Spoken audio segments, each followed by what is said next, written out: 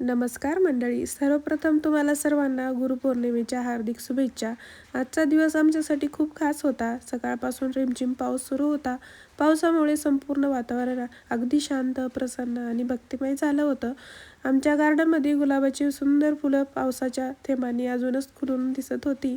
खरंच निसर्गाचं ते सुंदर रूप मनाला खूप आनंद देणारं होतं. गार्डनमधून ताजी फुलं आणून आम्ही घरी देवपूजा केली. फुलाचा सुगंध, दिव्याचा प्रकाश आणि यामुळे घरात खूप सकारात्मक आणि प्रसन्न वातावरण निर्माण झालं. त्यानंतर आम्ही स्वामी समर्थ केंद्राकडे निघालो. आज गुरुपौर्णिमा असल्यामुळे आणि गुरुचरित्र पारायणाचा शेवटचा दिवस असल्यामुळे केंद्रात विशेष उत्साह होता. गेल्या 6 दिवसापासून सुरू असलेलं पारायण आज अतिशय सुंदर पद्धतीने पूर्ण झालं. सर्वांनी मिळून अध्याय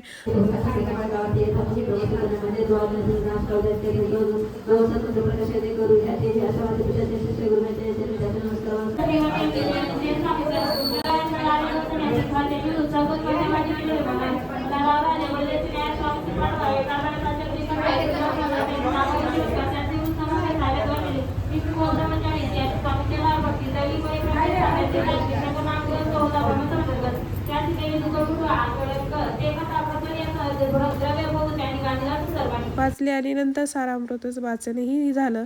यानंतर सर्वांनी मिळून स्वामींनी मनापासून आरती केली. पारायण ग्रंथ एकत्र ठेवून त्याचे नैवेद्य दाखवण्यात आला. स्वामी समर्थांच्या सुंदर मूर्तीचं दर्शन घेताना मन अगदी भारावून गेलं.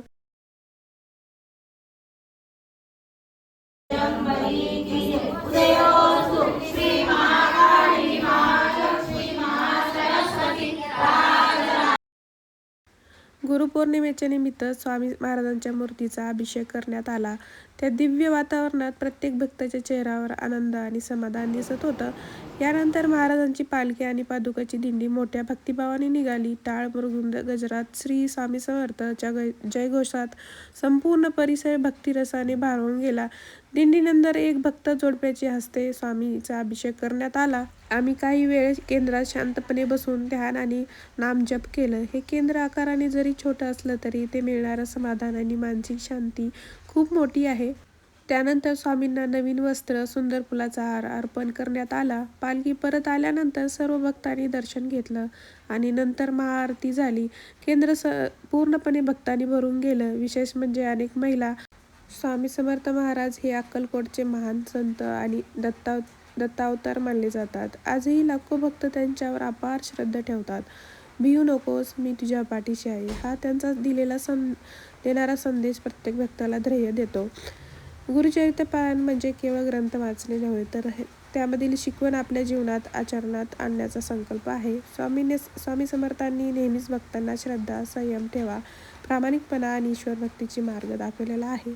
गुरुपौर्णिमेच्या दिवशी अनेक स्वामी समर्थ केंद्रामध्ये भक्तांना गुरुपद दिले जातं. गुरुपद म्हणजे गुरुच्या चरणाशी नातं जोडण्याचा आणि त्यांच्या मार्गावर श्रद्धेने चालण्याचा संकल्प आहे.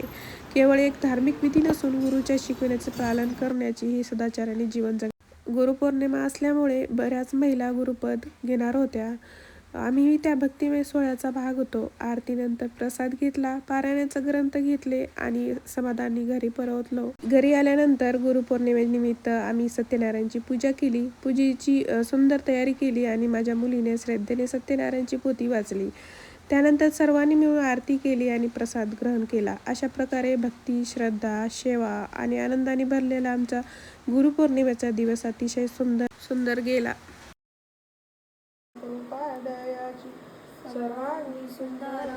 हा व्हिडिओ तुम्हाला आवडला असेल तर नक्की लाईक करा, कमेंट करा आणि शेअर करा. अशाच भक्तिमय आणि प्रेरणादायी व्हिडिओसाठी आमच्या चॅनलला सबस्क्राईब करायला मात्र विसरू नका. चला भेटू पुढच्या व्हिडिओमध्ये. तोपर्यंत श्री स्वामी समर्थ.